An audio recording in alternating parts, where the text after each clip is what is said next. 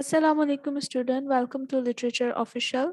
Today we are going to cover from a lesson from English for Undergraduate book, and the lesson is Early Autumn, the story of Lost. ठीक है, ये एक pome है जिसमें हमने इसकी summary and इसकी एक्सरसाइजेस को कवर करेंगे. ठीक है, सो स्टार्ट करने से पहले अगर चैनल को अभी तक आप लोगों ने सब्सक्राइब नहीं किया है तो प्लीज़ लास्ट में इसे सब्सक्राइब करें. सो स्टार्ट करते हैं with the poem. About poem, इसमें हमने पोम के अबाउट देखना है कि इस पोम में राइटर ने क्या कहा हुआ है, और फिर हम इसकी समरी एंड एक्सरसाइज को डिस्कस करेंगे. ठीक है, तो जो चीज़ें हम लोग इसमें कवर करने जा रहे हैं, फर्स्ट ऑफ ऑल हमने फ्लैश फिक्शन को डिस्कस करना है, बिकॉज ये पोम जो है हमारी ये फ्लैश फिक्शन पे बेस करती है. तो सबसे पहले हमें पता होना चाहिए फ्लैश फिक्शन है क्या. ठीक है, उसके बाद हमने इसके समरी को डिस्कस करेंगे, एंड देन इसका जो प्लॉट है जिसमें इन्वॉल्व है टू एक्सिस, मीन्स एक कपल की स्टोरी है जो कि अब एक साथ नहीं है. ठीक है, the story begin with the point of view of the characters. ठीक है, हमें स्टोरी किस तरीके से पता चलती है कि हमें जो इन करेक्टर्स के जो पॉइंट ऑफ व्यू, उनका जो लाइफ स्टाइल है या उनकी जो स्टोरी है उसके अबाउट हमें पता चलता है. एंड देन हम लोग इसमें डिस्कस करेंगे early autumn as a symbolism, कि वो राइटर ने अर्ली ऑटम नेम क्यों चूज़ किया इस स्टोरी का. And then a spark of hope, meaning and turning point of the story. And then last में इसकी एक्सरसाइज है. ठीक है, सो स्टार्ट करते हैं विद द फ्लैश फिक्शन. अब फ्लैश फिक्शन क्या है? अगर हम फिक्शन के अबाउट बात करें तो फिक्शन के अबाउट फिक्शन में हमारी क्या चीज़ें आ जाती हैं, तमाम स्टोरीज आ गई, नॉवेल्स आ गए. ठीक है, ये तमाम चीज़ें जो है हमारी फिक्शन के अंदर आ जाती हैं. ठीक है, सो लेकिन अगर फ्लैश फिक्शन को देखें तो flash fiction is a very short and the brief version of fiction. ठीक है, अब ये एक बहुत ज़्यादा शॉर्ट स्टोरी होती है या बहुत ज़्यादा छोटी जो होती है उसका वर्जन होता है, इसे हम फ्लैश फिक्शन कहते हैं. ठीक है, जिसमें एक बहुत छोटी सी कहानी हो और इसमें हमें एक पूरा प्लॉट हमें मिल रहा हो. ठीक है, also known as sudden, micro और क्विक फिक्शन. ठीक है, इस नेम से भी इसको जाना जाता है फ्लैश फिक्शन को. और फ्लैश फिक्शन में क्या होता है, इंक्लूड एलिमेंट्स ऑफ पोइट्री और नरेटिव. ये नरेटिव वे में भी बयान होती है और एलिमेंट ऑफ पोइट्री, पोइट्री के एलिमेंट्स भी होते हैं इसमें. ठीक है, और अगर हम देखें अर्ली ऑटम हमारी जो पोम है वो एक पोम है, मीन्स उसमें पोइट्री फॉर्म में उसको लिखा गया है, लेकिन उसमें राइटर हमें क्या बता रहे हैं, एक स्टोरी बता रहे हैं. ठीक है, फ्यू कैरेक्टर्स होते हैं इसमें. अगर हम पोम के अंदर देखें अर्ली फिक्शन के अंदर, तो उसमें जो मेन कैरेक्टर्स आए हैं वो दो कैरेक्टर्स हमें मिलते हैं. एंड देन उसके बाद ये हमारा फ्लैश फिक्शन था. अब हम स्टार्ट करते हैं इसकी समरी को. ठीक है, अर्ली ऑटम किसके अबाउट है? अगर हम देखें इसमें हमें दो कैरेक्टर मिलते हैं, Bill and Mary. Bill and Mary after so many years in love broke up. Mary left Bill, married a man she thought she loved. Bill went away. Bitter about women, they settled in their lives. Bill became a lawyer and worked with a nice firm in downtown. He also got married to a girl. ठीक है, अब अगर हम देखें तो story में हमें क्या पता चलता है कि दो करेक्टर हैं, एक का नाम बिल एंड मैरी. और उसमें हमें पता चलता है कि ये बहुत साल पहले जो है एक दूसरे से प्यार करते थे, लेकिन अब वो साथ नहीं है.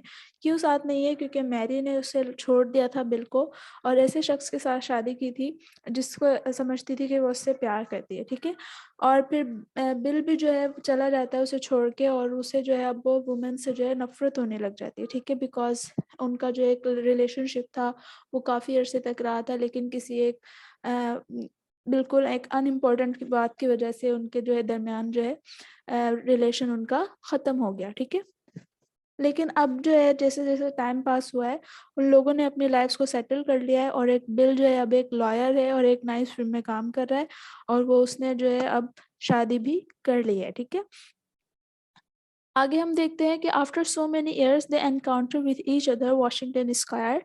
हम वो देख हमें पता चलता है कि जो बिल एंड मैरी है वो काफ़ी साल बाद वाशिंगटन स्क्वायर एट न्यूयॉर्क में वो मिलते हैं दोबारा.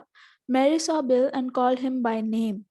मैरी ने जो है सबसे पहले किस बिल को देखा और उसे बुलाया उसके नाम से. At first Bill didn't recognise her because she looked old to him. ठीक है, अब बिल ने जब उसकी आवाज़ को सुना और जब वो उसके पास पहुंचा तो वो पहले उसको पहचान नहीं पाया मैरी को, बिकॉज वो उसे ओल्ड लगी थी. ठीक है, अगर हम पोम में देखें तो बहुत राइटर ने सिंपल वे में हमें बताया हुआ है और हमें सिंपली वे में उसकी समझ आ रही है. ठीक है, तो ओवरऑल समरी में हम कवर कर रहे हैं इसको.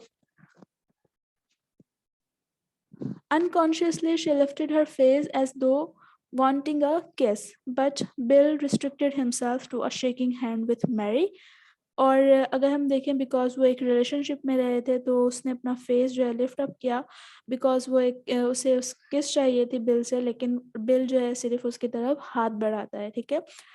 They asked about each other, about families. Bill told that he was a liar and had two children. Mary told him that she was working in Bursar's office and she had three children. Both of them invited each others by to their homes.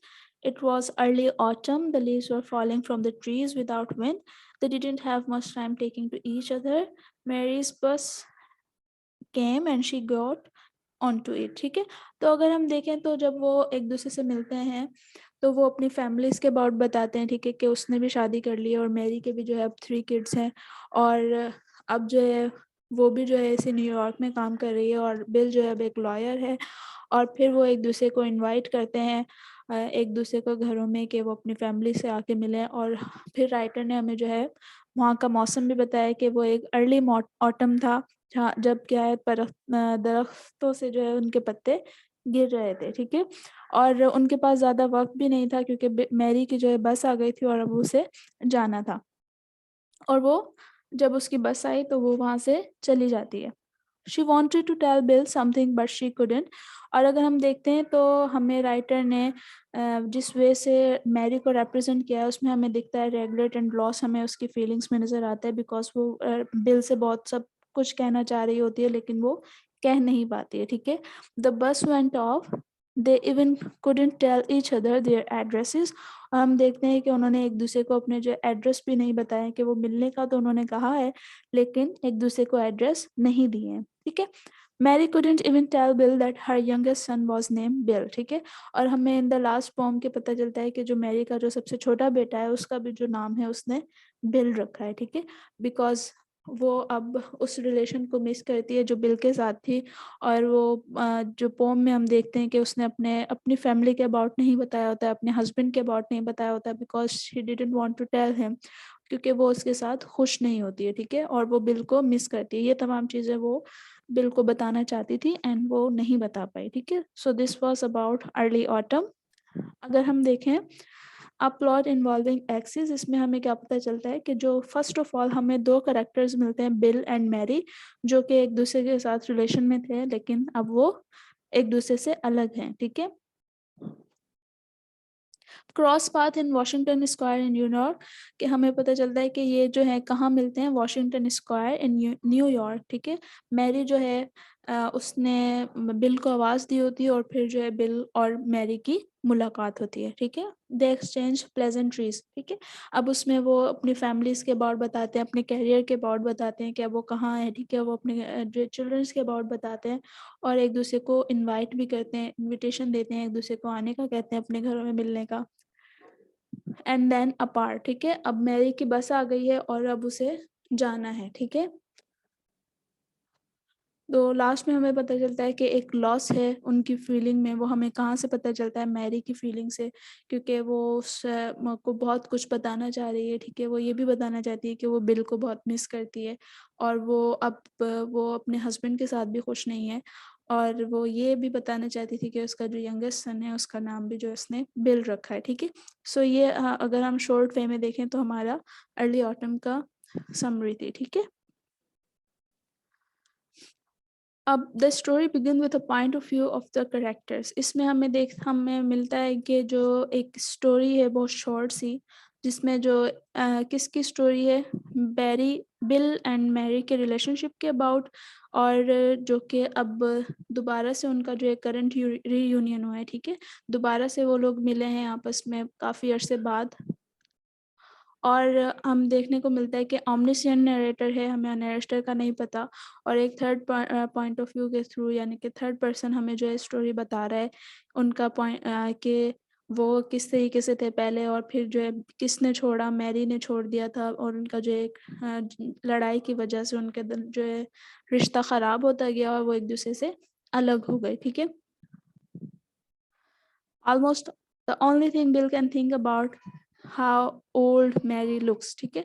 तो अगर हम देखें तो इसमें हमें पता चलता है कि बिल जो सिर्फ एक चीज़ जो है अगर जो पर्सनल वे में वो कहता है तो वो भी पूरी नहीं कहता कि वो मैरी उसको बहुत ज़्यादा ओल्ड लगती है, ठीक है। वो उसको मतलब, और इससे हमें राइटर क्या दिखाना चाह रहे हैं कि बिल जो है बिल्कुल भी उसको रिकॉग्नाइज़ नहीं कर पाया है। वो अब जिस तरीके से वो ओल्ड दिख रही है, मीन्स अब वो भी उसका पास्ट थी और अब उसके उसके साथ कोई भी रिलेशन नहीं है, ठीक है।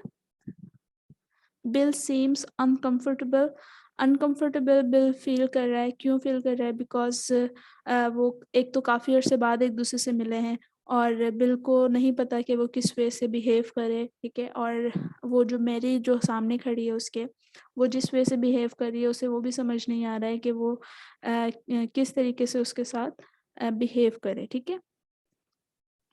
Mary seems to harbour affection for Bill, और हम देखते हैं कि जो मैरी जो है वो उसके फीलिंग्स हमें नज़र आ रही हैं, उसकी अभी भी जो है अफेक्शंस हैं टुवर्ड्स बिल, ठीक है। वो अभी भी जो है इसका लव चाहती है, ठीक है। वो उसको बहुत कुछ बताना भी चाह रही है लेकिन वो कुछ भी नहीं हुआ है। देन उधर वहाँ पर सिर्फ क्या है, रिग्रेट्स एंड द लॉस है, ठीक है। अब अगर हम देखें symbol of early autumn, so the mayor is the one who is in her autumn. अगर हम ऑटम की बात करें तो ऑटम सीज़न रिप्रेजेंट करता है टाइम ऑफ लॉस को, ठीक है। अगर हम मैरी को देखें तो जिस तरीके से बिल ने कमेंट किया कि वो ओल्ड लग रही है, ठीक है। तो अगर हम इस वे से भी देखें तो मीन्स कि उसकी जो लाइफ है अब इतनी प्लेजेंट वे में नहीं गुजर रही, इस वजह से वो ओल्ड लग रही है, या उसका भी जो है अब डाउनफॉल आ चुका है और वो जो है अब बिल्कुल ओल्ड लग रही है, ठीक है। और वो अनहैप्पी है, क्यों? किस वजह से? बिकॉज़ वो अपने हस्बैंड के साथ भी खुश नहीं है। वो किसको मिस करती है? वो बिल को मिस करती है। ये तमाम चीज़ें उसके लॉस को रिप्रेज़ेंट कर रहे हैं, ठीक है। The word early is the little tricky. Why? The bill might not even recognize that he is in his early autumn, ठीक है। तो अगर हम देखें बिल को भी जो है वो भी अभी रिकॉग्नाइज़ नहीं कर पा रहा है कि वो भी अभी जो है अपने अर्ली ऑटम में है, ठीक है। अर्ली ऑटम मीन्स अब जिस तरीके से जो राइटर ने रिप्रेज़ेंट किया है कि वो एक-दूसरे से मिले हैं और जो है मैरी बहुत ज़्यादा उस अपने टाइम को जो जो उनका टाइम स्पेंड हुआ है उसको उसने बहुत ज़्यादा मिस किया है और वो अब रिग्रेट भी कर रही है उस टाइम पे कि वो अब दोबारा से वो सब नहीं आ सकता। लेकिन बिल को अभी तक इस चीज़ की रिकॉग्नाइज़ेशन नहीं हुई है, ठीक है। वो अभी भी जो है उसको एज़ अ सिंपल वे से उसको अनकंफर्टेबल फ़ील कर रहा है और उसे समझ नहीं आ रही है कि वो किस वे से इसको परफ़ॉर्म करे, ठीक है? Later, as the Mary boards to the bus, Bill is irrecoverably lost to Mary, ठीक है? लेकिन जब बाद में मैरी जब बस की तरफ जाती है तो बिल ने जो है हमेशा-हमेशा के लिए मैरी को खो दिया है, ठीक है? अब राइटर इसमें ये भी हमें कहना चाह रहे हैं कि बिल भी जो है जिस तरीके से मैरी आज मिस कर रही है और वो उस अपनी रियूनियन को, ठीक है? जिस तरीके से वो अपने पास्ट को आज मिस कर रही है, हो सकता है कि बिल भी जो है अपने अर्ली ऑटम में है और वो कुछ सालों बाद वो भी इस अर्ली ऑटम को मिस करे, ठीक है? बिकॉज़ अब वो उस टाइम को खो चुका है, ठीक है? Spark of hope and meaning in the turning point of the story. अब जिस तरीके से राइटर बता रहे हैं कि जिस तरीके से उनकी जो मुलाकात हो रही है उसी वजह से जो है उसने सीज़न को भी रिप्रेज़ेंट किया है और उसके साथ उसने एक जो चेंजेज़ आ रही हैं वहाँ पे वो भी उसने बताया, ठीक है। पहले उसने अर्ली ऑटम का बताया, ठीक है। और अर्ली ऑटम में क्या होता है कि हर चीज़ जो है जुदा हो जाती है, एक-दूसरे से अलग होती जाती है, तो the characters are at loss for words. तो हम देखते हैं कि कैरेक्टर्स जो हमें मिले हैं, जो इतने अरसे बाद मिले हैं, आफ्टर वेरी लॉन्ग टाइम, उनके पास भी जो है अल्फ़ाज़ नहीं है कहने के लिए, वो भी बात नहीं कर पा रहे हैं सही तरीके से। फिर हम जो ये लाइन है पोएम के अंदर, suddenly the light came up on up the whole length of the Fifth Avenue, chains of misty brilliance in the blue air. इसको अगर हम देखें तो 2-3 वे से ये रिप्रेज़ेंट कर रही है, सिम्बलाइज़ कर रही है ट्रुथ ऑफ रिवलेशन को। अब वो ट्रुथ क्या है, जो मैरी है, उसको भी ट्रुथ मालूम हो चुका है कि वो उसने जो है एक बिल को छोड़ के बहुत ज़्यादा गलती की और उसको ये भी पता चल गया है कि जो बिल है वो उसे अभी भी मिस करती है, ठीक है? वो उससे अभी भी प्यार करती है, ठीक है? ये तमाम चीज़ें उसको इस रिवलेशन में हुई और जो सडन ब्राइटनेस है वो रिप्रेज़ेंट कर रही है irrefutable passage of time and the impossibility of ever recovering or redoing the past. ठीक है, तो जो सडन लाइटनिंग है वो भी किसको रिप्रेजेंट कर रही है, इस पैसेज को, उस वक्त को, ठीक है, और इस चीज़ को कि अब जो है टाइम जो है दोबारा से चेंज नहीं हो सकता है, ठीक है। सो ये अगर हम देखें कुछ मेन पॉइंट्स थे स्टोरी के अर्ली ऑटम के। अब अगर हम इसकी एक्सरसाइज की तरफ मूव करते हैं, तो first question is why did Mary and Bill not marry when they were young. So अगर हम देखें तो Bill and Mary both love each other, but they became angry on an unimportant thing and became departed. Thus, they couldn't marry with each other as they were young. What effect this youthful breakup have on each other? अब अगर हम देखें तो उनका effect क्या हुआ है, they got separated and settled in their lives. Mary got married with the man whom she thought she loved. Bill became a lawyer and married. That didn't seem to have had effect as he forgot his affair. Never Mary seemed to have regretted for the breakup between them. She looked old and unhappy. She didn't say anything about her husband while Bill mentioned the name of his wife and told about his family. ठीक है, तो इसमें हमने देखा कि वो एक दूसरे से सेटल हो चुके हैं, ठीक है, और दोनों ने शादी भी कर ली है और वो एक लॉयर भी बन गया है। लेकिन अगर हम देखें तो मैरी, और इस दौरान जो है बिल को कोई रिगर्ट नहीं हुआ है, लेकिन मैरी को जो है रिगर्ट भी फील हो रहा है, ठीक है, और वो उस इसी वजह से वो अपने हस्बैंड का भी नहीं बता पाती, और सिर्फ जो है, लेकिन जो अगर हम बिल को देखें तो वो अपनी वाइफ के अबाउट भी बताता है और अपने फैमिली के अबाउट भी बताता है। Second question is, did Mary and Bill show similar emotion when they met after several years? So हम देखते हैं, no, they haven't showed the same emotions. Mary first saw Bill and called him and thought to have things like before, while but Bill didn't recognize Mary at first and she seemed old to him. ठीक है, so अगर हम देखें तो दोनों के emotions बहुत ज़्यादा चेंज थे। बिल ने जो है बिल्कुल एक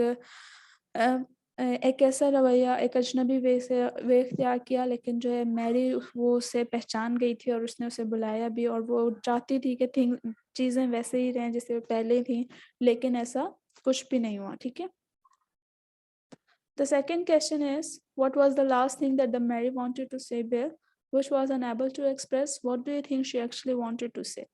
So the last thing, if Mary wanted to say that Bill, that her younger son was named Bill, ठीक है, कि वो बताना चाह रही थी कि उसका जो सबसे छोटा बेटा है उसका नाम भी बिल है। ठीक है, she was unable to express the feeling of love after the separation which she felt. She wanted to say she was strongly missed. Bill, the person whom she had married, didn't have love her.